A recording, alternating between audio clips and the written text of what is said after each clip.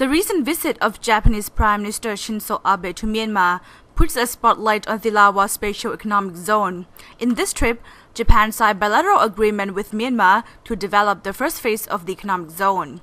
It looks like another economic zone Dawei has been downplayed, even though Thai Prime Minister Yingluck Shinawatra, who recently traveled to Japan, urged the country to play a lead role in developing the project. But for Myanmar, it seems that they prefer Thilawa over Dawei. Our program earlier talked to an executive member of Union of Myanmar Federation of Chambers of Commerce and Industry, or UMFCCI, on this topic. In your speech, you mentioned that the Dawei is for Thailand and for other countries, but Thilawa is more for Myanmar. And why is that? Okay, when I say Dawei is more for the benefit of Thailand and the rest of the Southeast Asia countries, is that Dawei is marketed as a gateway. Gateway means you're going to go through us, that's all. But for Thilawa, we're wanting to have industries which are going to utilize the raw material from our land and employ our population and create jobs and process and then export, all for domestic consumption.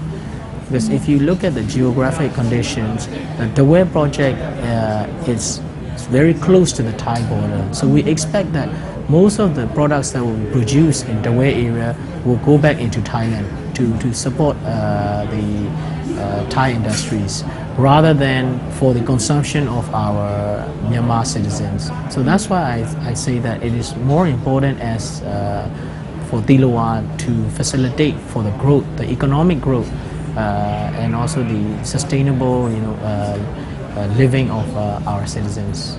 Located around the corner of Yangon, Thilawa is a cooperation between Myanmar and Japan under the master plan signed by both sides in 2012.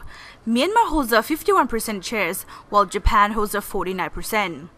The development area of Thilawa is around 2,400 hectares with multi-purpose development, such as manufacturing area, logistics area, commercial area, residential area, and education area. The Special Economic Zone is likely to create around 200,000 jobs with the aims to supply commodity goods to Myanmar, improve living standard of people, and expand international trade. Currently, there are about 4,000 hectares of industrial estate in Myanmar. The Yangon division contains most of the industrial estate, with around 46% of the total. As Myanmar is shortage of industrial land, the country welcomes investment in industrial estate and industrial zone in the country. There's a shortage of industrial land in Myanmar. Our existing industrial zones are already quite crowded, and the land price is extremely expensive compared to the rest of the Asian nations.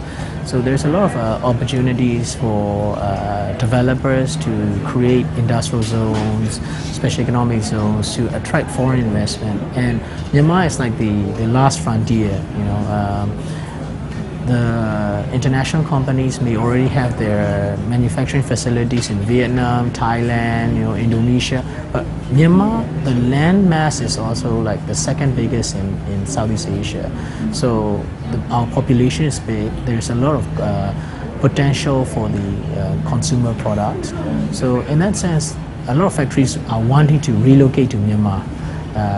But we are shortage of industrial land. So we do want to see more and more investments in industrial estates, industrial zones, and SEZs.